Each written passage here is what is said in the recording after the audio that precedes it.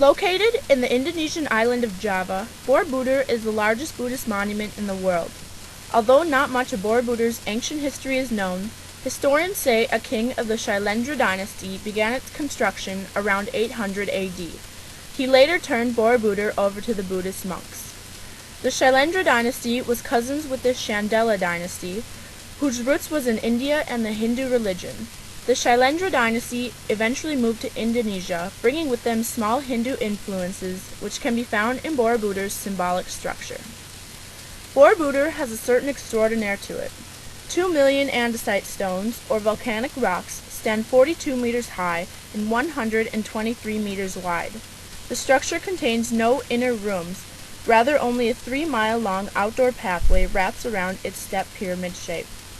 Full of imagery along the way, this outdoor path has led many Buddhist monks on their symbolic journey of enlightenment to the top of this glorious structure.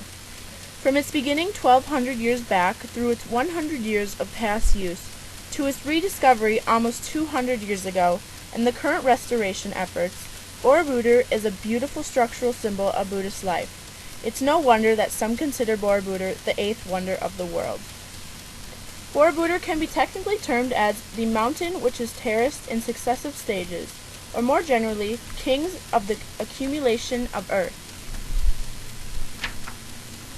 These translations bring the meaning of the word Borobudur in full circle, for the dynasty that built it, Shailendra, is translated to King of the Mountains.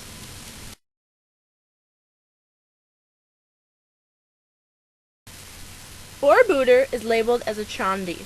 A candi is an Indonesian word referencing to any monument dating back to the ancient classical period of Indonesian history, particularly in Java, Sumatra, and Bali. The religions of Hinduism and Buddhism can both be found in Indonesia.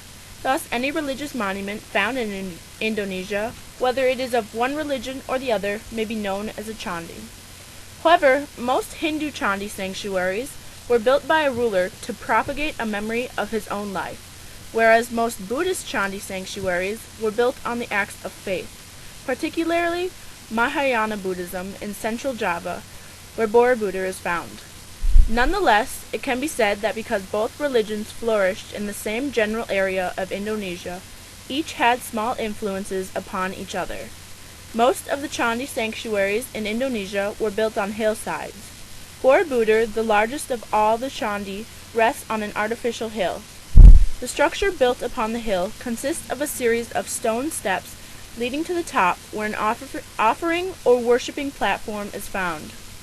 Another common feature of a candi is the lack of congressional space within the structure. There is no doubt that the candi structures were used for Hindu and Buddhist worshipping. However, the worship ceremonies that included large crowds usually involved a processional walk to the site of the candi and then a gathering around the base of it, where maybe a few individuals were able to enter the outer chambers. It is not rare to find within the courtyards of the candi repositories for the cremated remains of a mortal person. It has been rumored that Buddha's remains were buried within the site of Borobudur, but one could never be sure.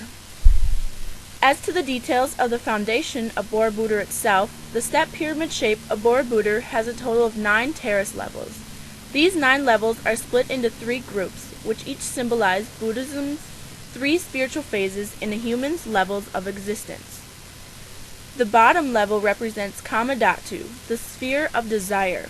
The sphere of desire is the human world where karma law reigns, deciding man's continuous fate from his daily actions in reaction to materialism and desire for his later reincarnated lives. Kamadhatu consists only of the first of the 9 terraces. The second level represents Rupadhatu, the sphere of form.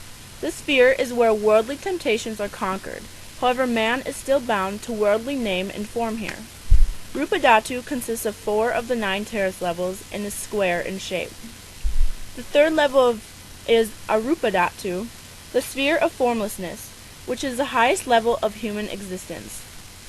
At this level, according to Buddhists, eternal redemption is attained and one has reached nirvana. This third stage is made of the last 3 terraces and is of circular shape. Perhaps the most intricate and breathtaking details of Borobudur are the first two terrace levels. These levels, known as Kamadhatu and Rupadhatu, have large carved stories and teachings on their stone walls. These stories and teachings are called reliefs, and the decorated walls they create are known as galleries. In all, there are 1,300 relief scenes and 1,212 additional decorative panels on the galleries. Some scholars view this part of the monument as a gigantic textbook of Buddhism. Many of the reliefs depict stories such as the Jatakas of Buddhist lives, the story of Prince Siddhartha, and tales of bodhisattvas. These are meant to outline the Buddhist religion, as well as provoke thought while guiding the pilgrims to the rightful spirit as they proceed the 3-mile path of Borobudur. There are no decorational reliefs found on the top level of Arupadhatu, because this is the stage representing enlightenment, thus nothingness. The outer walls of the relief galleries are decorated with niches, where a life-size Buddha statue sits in a permanent meditation position. There are 432 niches in total. Other than its title of Chandi, Borobudur is considered, under Buddhist interpretation, a stupa.